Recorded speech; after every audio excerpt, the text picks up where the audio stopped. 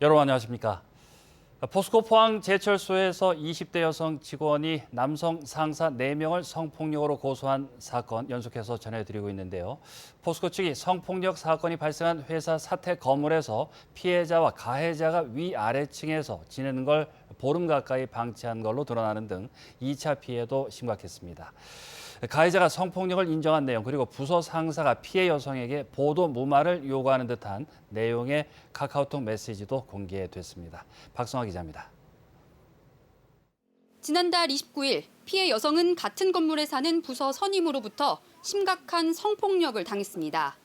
며칠 뒤 여성이 고민 끝에 SNS 메시지를 보냈고 선임은 기억은 못하지만 실수를 인정하고 뉘우친다고 했습니다. 기억이 안 난다고 할 수 없을걸요? 진짜 미안하다. 진짜 기분 나빠서 진짜 미안하다요. 그런데 가해자로 지목된 이 남성은 여전히 피해 여성의 집 바로 아래층에 살고 있습니다. 두 집 모두 포스코가 제공한 사택입니다. 사측은 지난 10일 성폭력 사건을 인지한 뒤 남성 직원에 대한 자체 조사까지 했지만 2주 가까이 피해자 보호를 위한 기본적인 분리 조치도 하지 않았습니다. 외출할 때마다 무섭고 혹시나 보복을 할까봐 많은 걱정이 됩니다. 회사 측은 이에 앞서 있었던 직장 내 성희롱 사건 때부터 미온적인 태도를 보여왔습니다. 신고 사실이 사내에 알려지면서 여성은 극심한 험담과 따돌림을 당한 겁니다. 많은 사람들이 그리고 타 부서 사람들까지 알게 되었고 3개월을 쟤는 받았는데 왜 쟤는 받지 않았냐고 저한테 그런 식으로.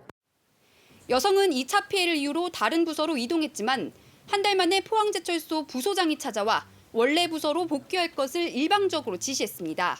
그리고 한 달여 만에 선임의 성폭력 사건이 발생한 겁니다. 조치가 안 이루어졌기 때문에 별거 아니더라라고 인식이 되고 또다시 반복된 피해가 일어날 수 있었던 거죠.